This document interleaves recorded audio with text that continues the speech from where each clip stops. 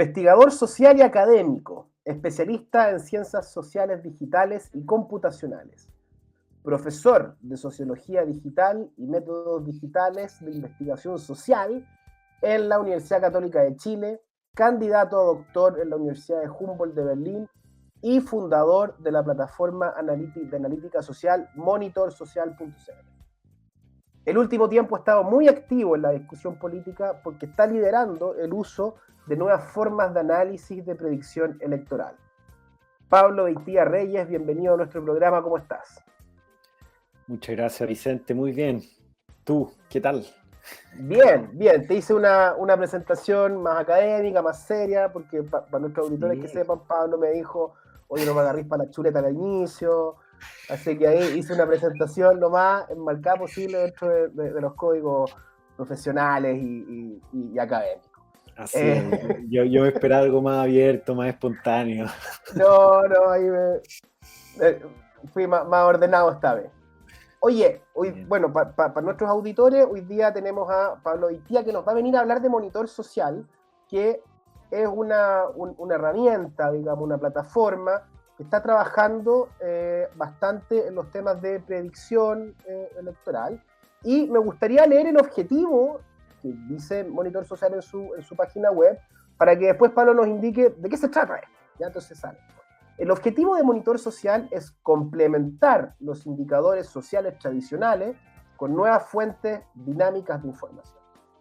Queremos contribuir al entendimiento de la sociedad chilena a través de seguimientos actualizados, adaptativos y constantes.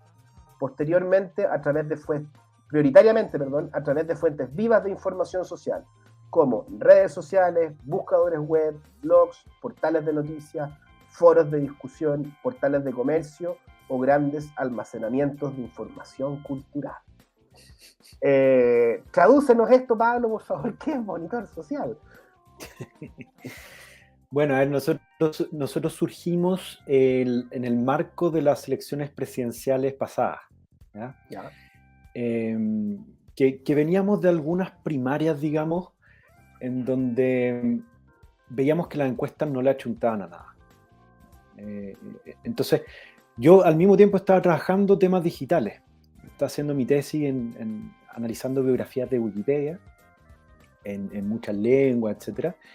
Y me topé con algunos artículos que decían básicamente que Wikipedia podía servir como un buen predictor de resultados en elecciones políticas. ¿Sí? Después de eso, con un amigo que es conocido, estuvo en una entrevista aquí contigo, nos pusimos a investigar por un desafío académico, digamos, tiraron un desafío para hacer investigación del COVID, apenas salió este tema, digamos, la pandemia. Entonces nos pusimos a investigar lo que pasaba con las tendencias de COVID y surgió la idea de compararlo con las tendencias de Google Trends. Es decir, de las búsquedas que hace la gente en Google.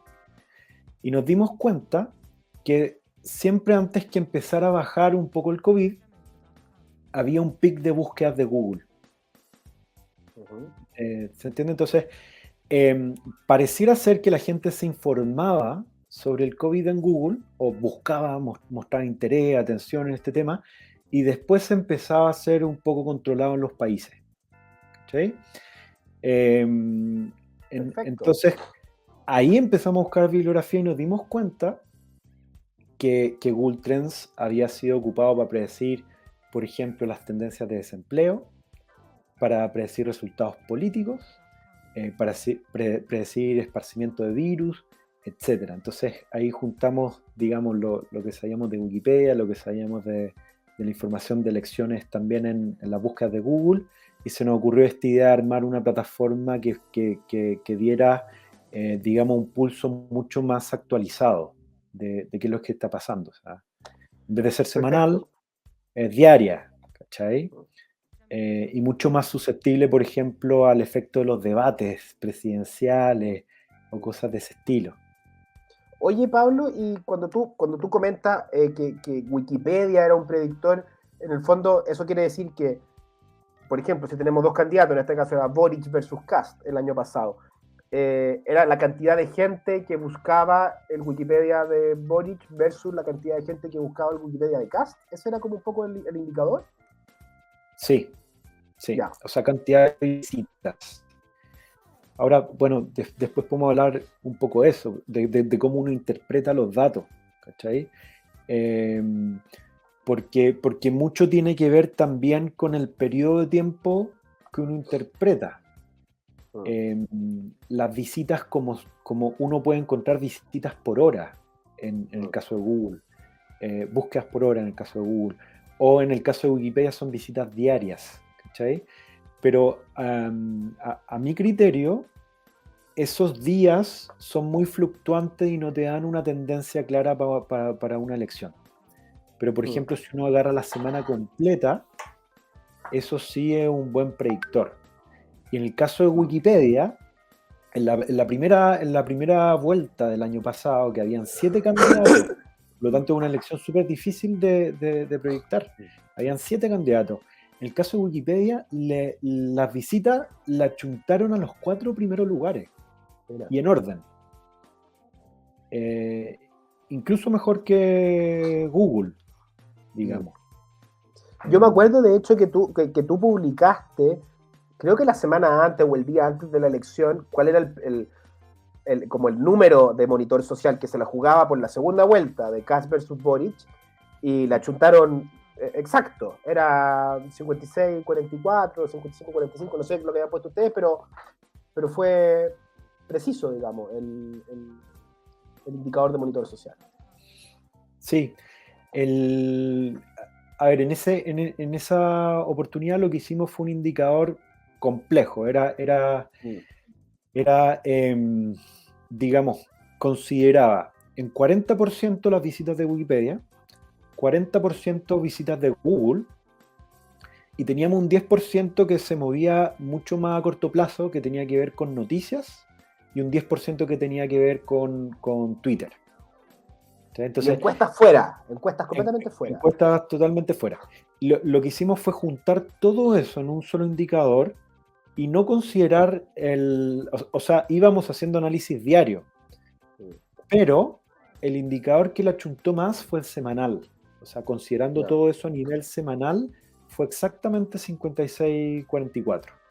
Perfecto. Oye, ¿y qué dicen los datos de monitor social a pocos días de la elección entre el apruebo y el rechazo?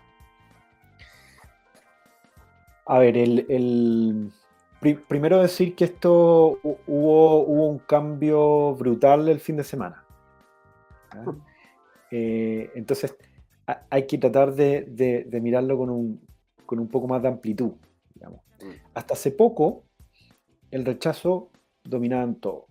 Digamos, nuestro último reporte era que el rechazo, nosotros ahora estábamos considerando las tendencias agregadas de las encuestas, es decir, más de eran 14 encuestas distintas, veíamos la tendencia global. Las últimas 5 encuestas dijeron, a ver, por aquí tengo el dato, las últimas 5 encuestas le daban al apruebo 38% y al rechazo 48%. Había un 13% de indecisos. ¿Okay? Y nuestro informe de la última semana decía que además las personas estaban con mayor interés en Google, en el rechazo, con respecto al rechazo, y además el rechazo estaba siendo más mencionado en la prensa, que es algo bastante difícil. Es decir, la prensa ha ido variando de un lado al otro, pero yo te diría que ha sido más proclive a mencionar en sus titulares al apruebo. Pero la semana pasada estaban hablando de qué pasaría si gana el rechazo, que es como la principal incógnita. O sea, si gana el apruebo, hay constitución nueva. Si gana el rechazo, ¿qué va a pasar? Entonces, hasta la semana pasada, todo lo estaba dominando el rechazo, digamos. Ese es el resumen. Lo dominaba con las encuestas, lo dominaba con la atención en Google, lo dominaba con la atención de la prensa. Pero llegamos al fin de semana en que todo se transformó. No sé si quería hablar de eso ahora. Sí, es que eso te quería preguntar, porque en el fondo, por lo que tú estás comentando, se desprende que las búsquedas si yo busco rechazo o yo busco apruebo, quiere decir que yo voy por esa opción, digamos. Esa es como la lógica que está detrás de esto. No obstante, el fin de semana te encuentras con un pic del apruebo, tiene que ver por el tema de esta performance de la bandera, digamos, que se hizo en Valparaíso, no vamos a entrar en detalle porque todo el mundo sabe, que naturalmente la búsqueda no es por, voy a votar apruebo por la performance, digamos, sino que estoy buscando apruebo en Google porque, oye, ¿qué pasó acá? Digamos, entonces, ¿cómo explicas eso? ¿Cómo tú distingues en el fondo cuándo son búsquedas negativas y cuándo son búsquedas positivas, por así decirlo? Sí.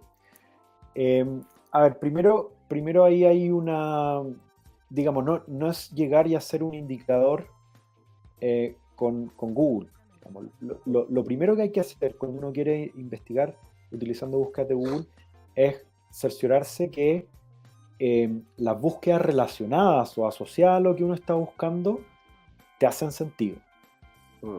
¿A qué me refiero? A que si uno buscaba hace 2 meses atrás apruebo, te podía aparecer el apruebo de leyes o te podía aparecer apruebo dignidad, ya temas que no tienen que ver con la Constitución.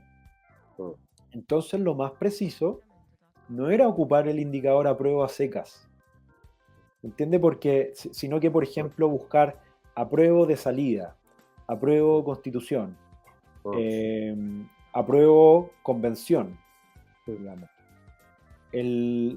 Pero ahora eso cambió, porque ahora si tú buscas en Google apruebo, se relaciona casi únicamente con búsquedas que tienen que ver con la Constitución. Entonces, el primer paso que te digo es cerciorarse si es que estas búsquedas tienen o no que ver con el tema que uno está buscando. Pero efectivamente Google no te permite, y es uno de los principales problemas para los investigadores, que no te permite distinguir claramente búsquedas positivas de búsquedas negativas. O sea, tú puedes tener interés por un tema que no te gusta o que quieres divulgar porque no te gusta y que quieres que todos conozcan porque le hace mal, digamos, a la opción política contraria. Entonces, ¿qué te diría? ¿Cuál es la lógica que nosotros hemos ocupado en Monitor Social? Es una lógica de experiencias previas. Es decir, nosotros efectivamente en Google no podemos distinguir atención positiva o negativa a menos que hagamos búsquedas, miles de búsquedas, digamos, búsquedas que nos parecen positivas, búsquedas que nos parecen negativas, después los sumemos y hagamos un indicador sumamente complejo. Pero implicaría hacer miles de búsquedas porque la gente está buscando cosas muy, muy, muy diferentes todo el tiempo. ¿Sí? Entonces, tienes dos caminos posibles. Uno es hacer lo que tú hiciste, que es interpretar día a día, por ejemplo, con hechos de prensa. Y uno dice, la gente se está metiendo hoy, pero mayoritariamente por fundamentos negativos. Entonces, no es que tenga interés en el apruebo, es que quiere ver este video que le hace mal al apruebo. Esa es una alternativa. Yo te diría que esa alternativa es muy peligrosa y muy riesgosa, porque nosotros cuando la hemos ejecutado nos hemos equivocado. En las elecciones pasadas, Parisi empezó a marcar mucho en medios digitales, en Google y en Wikipedia. Nosotros dijimos, ya, perfecto, es probablemente porque no viajó a Chile. Digamos, es atención negativa, la gente no quiere saber de Parisi. O está hablando de Parisi para buscar que no llegó a Chile, en el fondo para burlarse, qué sé yo, ¿entendí? Pero no, Parisi marcó. Parisi marcaba, tenía atención, digamos, seria al respecto. Entonces yo te diría que si nosotros vamos a jugar a leer la prensa y tratar de interpretar lo que le está buscando la gente, lo más probable es que no la chuntemos. Ahora, salvo el caso del sábado, porque es como que pasa lo de la bandera, noticia en todos lados, y al mismo tiempo la prueba se dispara así como el Everest en el gráfico, como que no, ahí no hay tanto riesgo en hacer ese análisis, por lo menos, pareciera, ¿o no? Efectivamente fue un análisis, o sea, fue un quiebre muy sorprendente. No hemos tenido un quiebre mayor en estos datos, en toda la campaña, digamos. Entonces, claro, tiene que haber algo y lo más probable es que haya sido ese video. Ahora, en estas cuestiones muchas veces puede pasar que una atención negativa termine concentrando la atención en esa postura y como lo más relevante son los últimos 3 o 4 días, si el apruebo no baja su atención, tal vez le termine jugando positivo. No es descartable, digamos. ¿Me entendí? O sea, lo que nosotros hemos visto es que la posición que marca mucho más en Google durante los 3 o 4 días previos a la elección, lo más probable es que sea la posición elegida. Entonces, si es que el apruebo está marcando mucha atención y logra que esa atención empiece a ser más positiva en los últimos días, también es probable que juegue a su favor. Sí. Ahora, eso mismo te quería preguntar, porque en el fondo puede ser distinto también una elección en donde quizás haya muchos indecisos cerca del día de la elección, versus, yo escuchaba, por ejemplo, ayer a Pepe Out en un programa que tiene, que decía que a diferencia de otras elecciones, esta se ha cocinado a fuego lento. O sea, en el fondo lleva 5 meses cocinándose y la gente ha ido tomando la decisión en un lapsus de 5 meses, o quizás más incluso. A diferencia de las elecciones presidenciales que pueden ser más acotadas en el tiempo y en donde un debate es muy decisivo, o la franja, o algo que dijo el candidato, quienes pasaron a segunda vuelta, está como más concentrado en el tiempo. Entonces, eso también es un ingrediente distinto al análisis que hacen ustedes, me imagino, de ver, porque de repente los que se están metiendo ahora pueden ser, no estoy inventando, los indecisos que son cada vez menos, pero ya tenía un colchón del 80-90% que ya tomó la decisión hace 2-3 meses y que no está buscando quizás en Google, no sé. Hay algo de eso, ¿no? Yo te diría que, a ver, una de las incógnitas más importantes de las encuestas, para contextualizarlo, es un problema de las encuestas, no de la metodología de Google, ¿cachai? Porque la metodología de Google mide interés directamente o atención. Las encuestas ponen la categoría de indeciso, ¿entiendes? Entonces, acá lo que tú decías es muy relevante, sobre todo desde la perspectiva de las encuestas. Las encuestas tienen una gran incógnita, que es ¿cuánta gente va a ir a votar? Sí. El votante probable. Hay encuestas como la Academ que no calculan votante probable. Hay otras encuestas que sí la calculan. Por ejemplo, la Mori. Pero los cálculos de votante probable entre las encuestas difieren mucho. Entonces, los números no son para nada ciertos. Sobre todo con esto del voto obligatorio versus el primer plebiscito que no era obligatorio. ¿Me entendí? Entonces, pero el tema con esta nueva metodología es que la incógnita del votante probable no es relevante. No es relevante porque cuando tú muestras interés por buscar información en internet, cuando muestras atención, en el fondo, la gente que muestra más atención es probable que sea gente interesada por la votación y porque vaya a votar. ¿Me entendí? Entonces, la misma tendencia al interés es en ese sentido, no juega con este problema del votante probable, sino que se acerca inmediatamente a posibles resultados de elección, o más directamente, a pesar de que no se pregunta por intención de voto, directamente, sino que hace como una visión indirecta a partir del interés. En ese sentido, como no juega con el votante probable, es desde esa perspectiva más directa hacia quienes van a votar y quienes no. Oye, y ahí tú tienes algún tipo de sensación o estimación de cómo podría ser la participación en esta elección. Estoy pensando en voz alta, pero por ejemplo, que la sumatoria de las búsquedas, tanto rechazo apruebo, sea un X porcentaje mayor a lo que sumó Boric más Kast en la segunda vuelta. ¿Hay algo de eso también?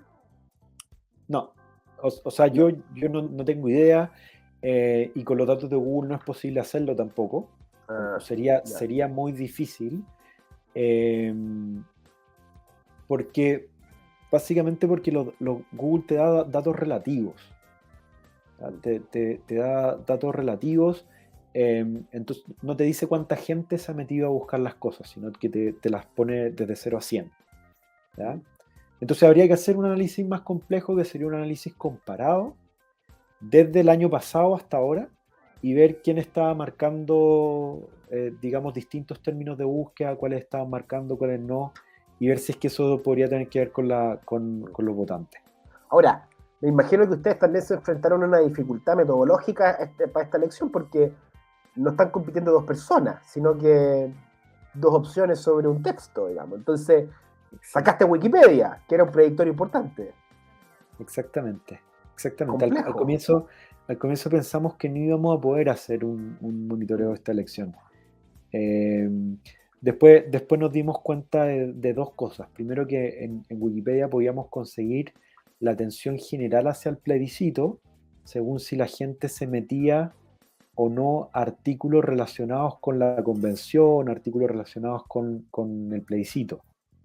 Y en segundo lugar, nos dimos cuenta que habían ciertas búsquedas que uno podía relacionar directamente con las opciones de apruebo y rechazo.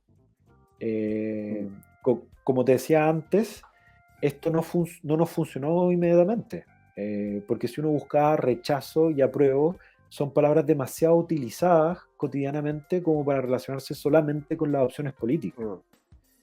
Entonces buscamos metodologías más directas para acercarnos a eso, pero fue un problema.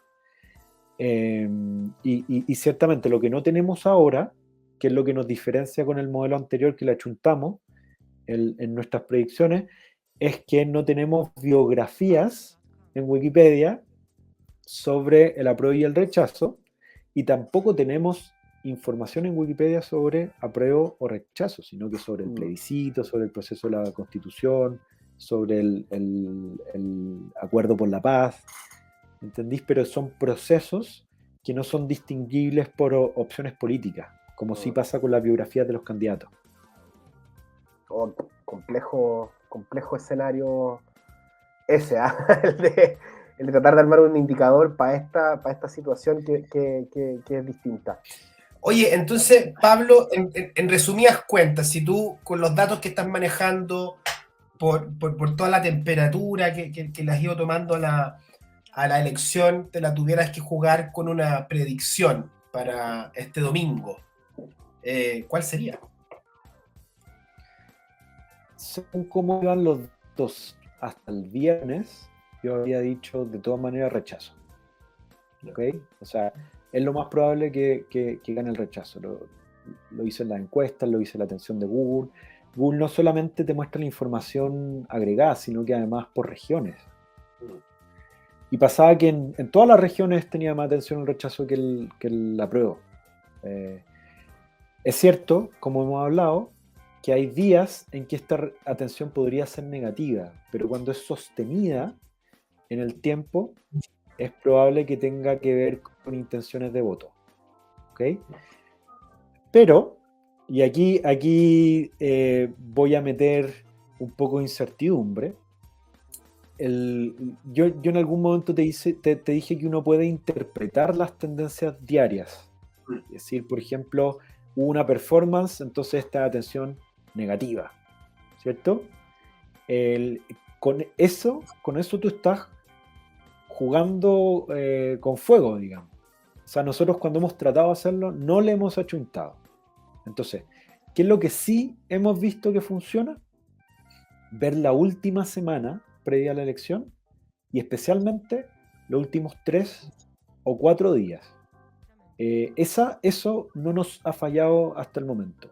Lo vimos, por ejemplo, con primarias de Chile Vamos, con primarias, digamos, de Prodignidad. Lo vimos también con el surgimiento de la lista del pueblo. Nadie hablaba de la lista del pueblo. Pero si tú revisas las tendencias de Google, los últimos 3 días surgió muy fuerte, antes de la elección de convencionales. ¿Me entendí? Entonces, cosas impredecibles surgen en los últimos 3 días en estas tendencias, 3 o 4 días. Entonces, si queréis tener una versión más precisa del pronóstico, tienes que seguir estas tendencias en los últimos días y especialmente concentrarte en la semana completa o los 3 o 4 días, y ahí vais a tener un pronóstico más serio. O sea, la información que ustedes saquen el sábado va a ser crucial, entonces. O el domingo, en la mañana, no sé, digamos, sábado noche, algo así. Exactamente, vamos a estar actualizando los datos, vamos a actualizarlos también el domingo antes de que partan las votaciones, y también para frenarlos y dar nuestro pronóstico, digamos. Sobre esto, digamos, es un intento científico, no una bola de cristal y se puede equivocar también, pero sobre todo por este tema de que Google mezcla atención positiva y negativa. ¿Entendí? Pero lo que nosotros hemos visto caso a caso en los últimos 2 años es que ese sistema funciona. Ya. Y oye, ¿y el pic del tema del fin de semana ya se estabilizó o sigue todavía fuerte, digamos? A ver, tendría que revisar los datos como exactamente. No sé si esto probablemente tendría que borrarlo. No, pero búscalo porque es interesante. Sí. A saber, en el fondo, desde cuándo empezar a medir también ese efecto que te puede ensuciar. Po. Sí, tenés razón. Dame un segundito. Voy a hacer 2 cosas. Voy a actualizar nuestros datos, nuestros propios datos, y voy a ver lo que está pasando ahí en Google.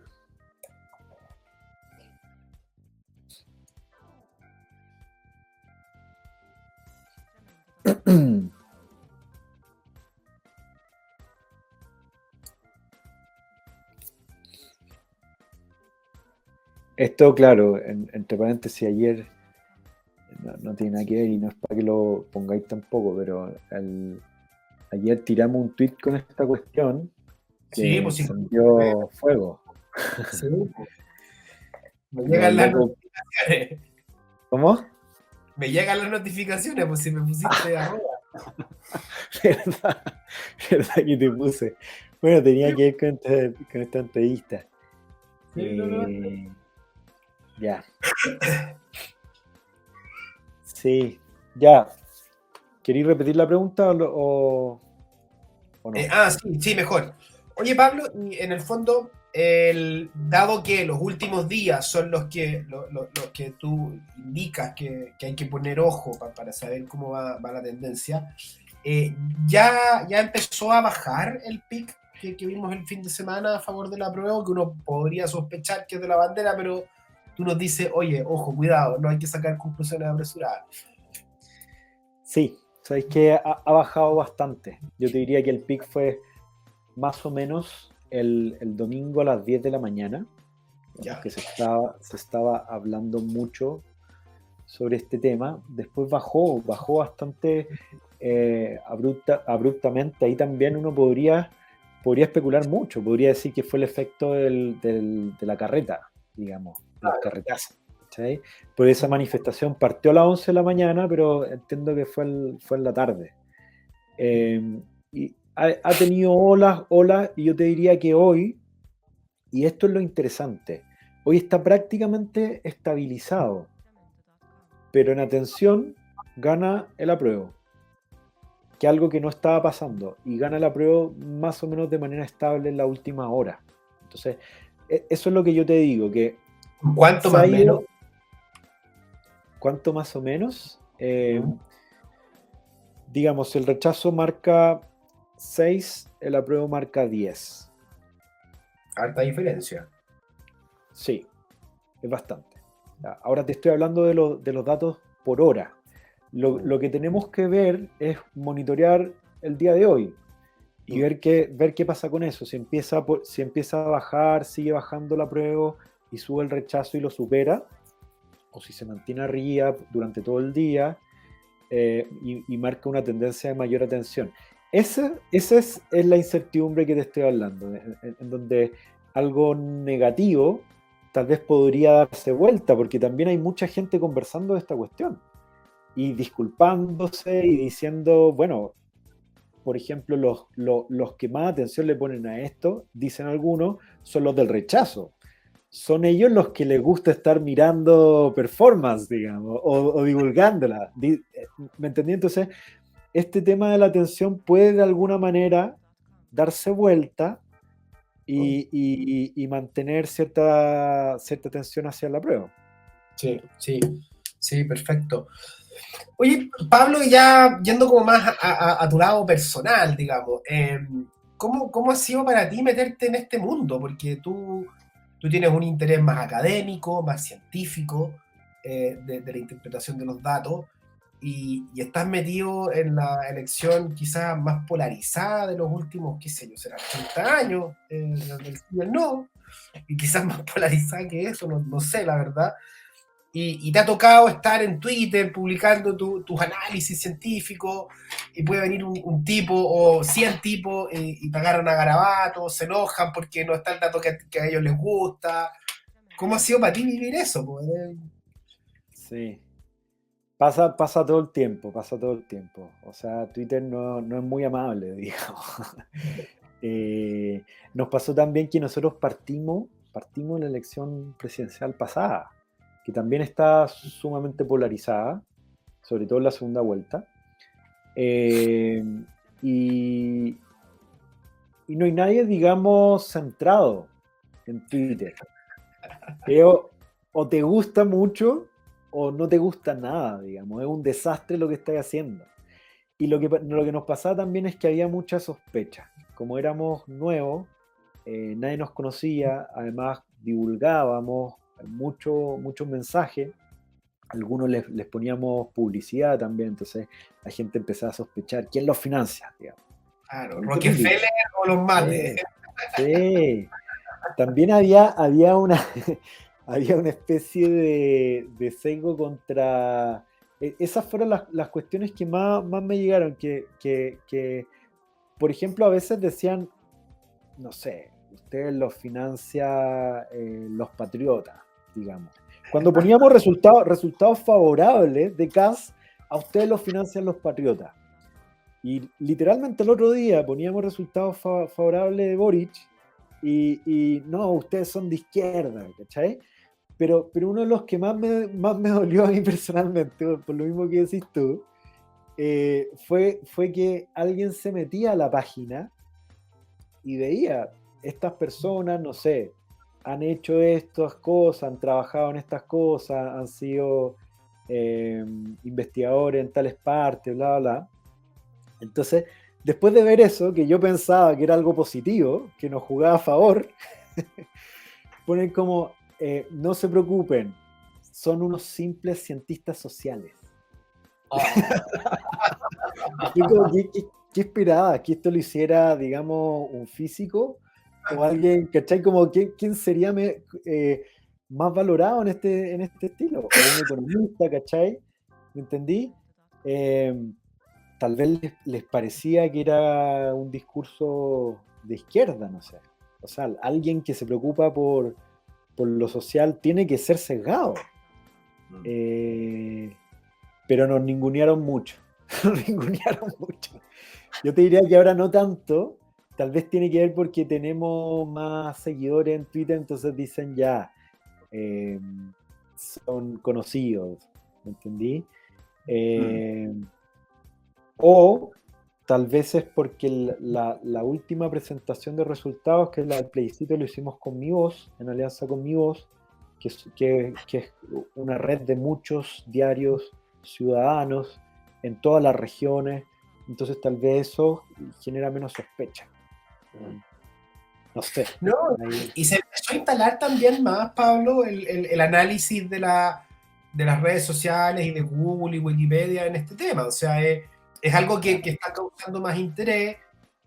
A mí me llega, me han metido en un montón de chats políticos, entonces no solamente se comentan las encuestas, también se comentan este tipo de información y también se comentan, para tu conocimiento, la información de las casas de apuestas, que también ese es un indicador que se está ocupando hace mucho tiempo. Es como, oye, ¿cuánto pagan? Porque en el fondo uno puede sospechar, obviamente, concluir que las casas de apuestas no quieren perder plata, entonces su indicador de pago toma múltiples variables. Ahí le podéis vender también monitor social a las casas de apuestas. Les puede interesar ahí tener ese termómetro también, pero es un indicador fuerte. Sí, no, es de lo más interesante, yo te diría. Es sumamente interesante tratar de entender lo que le pasa a la gente sin preguntarle. Sí. Es sumamente interesante.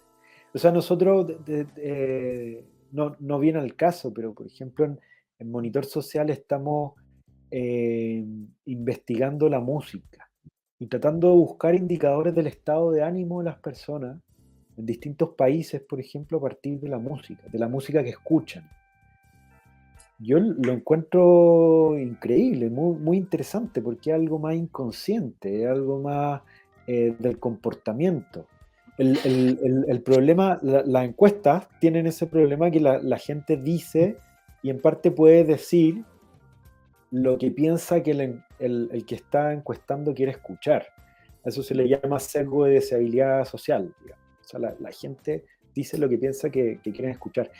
Ese problema es peor aún en redes sociales como Twitter.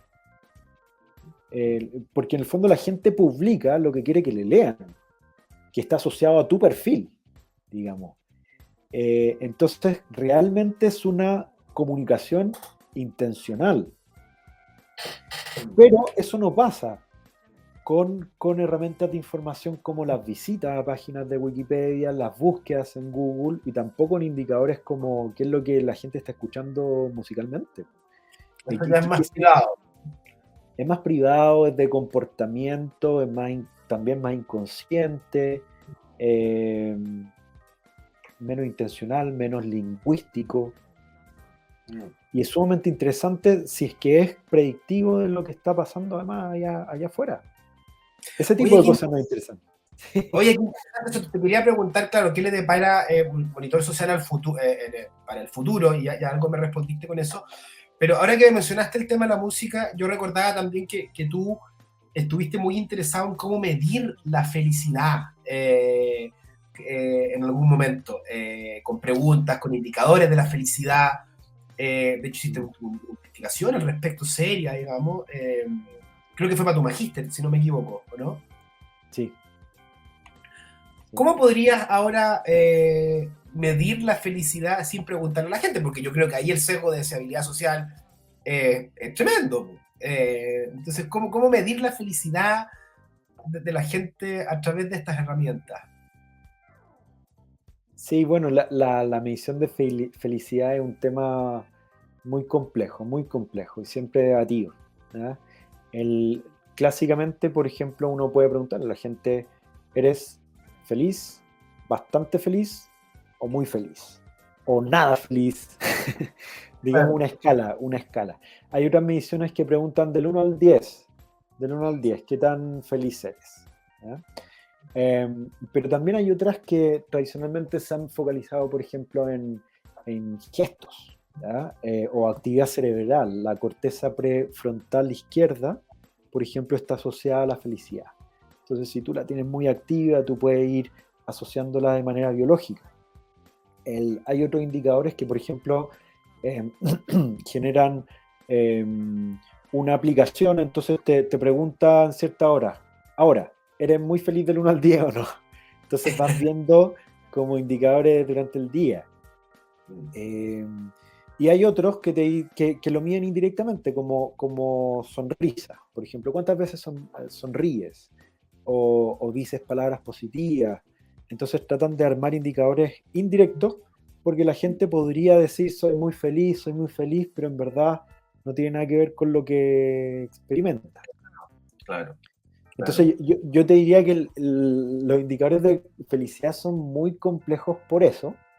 Entonces el enfoque probablemente más adecuado es ir viendo las correlaciones de la biología del cerebro, con correlaciones, por ejemplo, de lo que la gente dice, con correlaciones del comportamiento de la gente, cuántas veces sonríe, y lo mismo pasa con la música. Entonces, yo estoy muy interesado, por ejemplo, en generar un indicador de bienestar de la población chilena o de otros países que tenga que ver con la música que escucha. ¿Y eso lo ves a través de un buscador de YouTube, Spotify? ¿Cuál es como el mecanismo ahí? Estamos ocupando Spotify. Spotify, por ejemplo... ¿Cómo es eso? ¿Tenés que hablar con Spotify? ¿Lo hacís sin que ellos sepan? ¿Cuál es cómo se hace esa cuestión? No, hay distintos modos de acceder a información de Internet. El modo oficial tiene que ver con las API, que en el fondo son protocolos para conectarte con la información de ciertas plataformas. Entonces las plataformas como Spotify te dicen, tú puedes acceder a esta información si sigues ciertas reglas para hacer consultas y a través de programación sacas esa información. Entonces nosotros lo que estamos haciendo es acceder, por ejemplo, a información sobre la energía, porque Spotify es capaz de entregarte información sobre qué tanta energía proyecta una canción, o si está mayoritariamente hecha en tonos mayores que se asocian a la alegría, o a tonos menores que se asocian con la tristeza. Entonces, claro, uno podría ir mezclando indicadores de ese estilo y generar un indicador de estado de ánimo positivo, según si la gente está escuchando música alegre o música con energía, que puede tener que ver con la euforia. Esa es la lógica, digamos. No partimos de cero, ojo, sino que Spotify facilita la tarea porque ellos te entregan información con análisis del sonido. Y esto es lo que nos permite a nosotros tratar de investigar fenómenos sociales desde información más experta, digamos, con temas de sonoros. Oye, y para terminar, Pablo, ¿y hay algún como dilema ético también en esto por parte de usted? Como de... Es que claro, aquí tú no estás como ventilando, digamos, como el estado de ánimo de Juanito Pérez que vive en la esquina, sino que es como de una población. Pero ustedes también se lo han debatido como internamente, como de este acceso a la información, ¿cuál es como su mirada ética o filosófica respecto a este manejo de Big Data social? Sí, es lo que tú decís, o sea, de partida no ventilar información personal. Eso te soluciona muchos problemas éticos que están todo el tiempo. El otro tema es, bueno, seguir las reglas de las plataformas también, que muchas veces te ponen limitaciones para extraer información, o que tú no puedes publicar información o sacarle de la página web información y publicarla. Entonces, claro, ahí están como el manejo legal y ético, pero tú tenés toda la razón que es un gran problema. O sea, cuando uno sabe cómo acceder a información en Internet, podría acceder también a datos privados. Y como investigadores tenemos que tener algún tipo de límite ético. Y ahí hay grandes investigaciones. Por ejemplo, Luciano Floridi es un ético de la información, especialista en ética de la información, que estuvo asesorando por temas de COVID, porque las plataformas para acceder a información de relaciones sociales por el COVID se expandieron, se masificaron y por medio, por ejemplo, del Bluetooth, tú podías saber cerca de quiénes estuvo una persona. Entonces los problemas éticos surgen cada vez que queremos tener información sobre personas y poblaciones, y hay que estar muy atentos a esos debates. Y también, ¿qué se hace con la información? Porque me imagino también, bueno, por el interés de ustedes, se nota que también tiene que ver mucho con políticas públicas. O sea, cuando tú comentáis lo del COVID, es como, no sé, para que el gobierno sepa más o menos si ponerle acelerador o freno, digamos, a ciertos comunicados, digamos, o para ir midiendo, en el fondo, ciertos comportamientos que tengan que ver con este tipo de cosas. Lo mismo con la felicidad, en el fondo, oye, estamos al borde de, no sé, una epidemia de suicidio, no sé, o sea, ahí también hay información valiosa para tomar acción. Sí, sí, ahí tenéis toda la razón, o sea, hay hartas cosas que uno, por ejemplo, podría decidir temas que no son valiosos socialmente o que van a generar conflicto. Entonces ahí está la idea como donde hay que ponerle ojo. Nosotros, por ejemplo, creamos un detector de conflictos sociales a partir de prensa, ¿ya?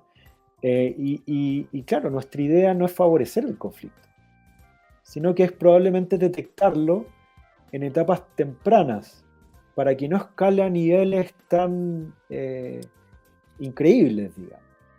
Entonces, claro, nos focalizamos en el conflicto, pero para tratar de canalizarlo de mejores maneras.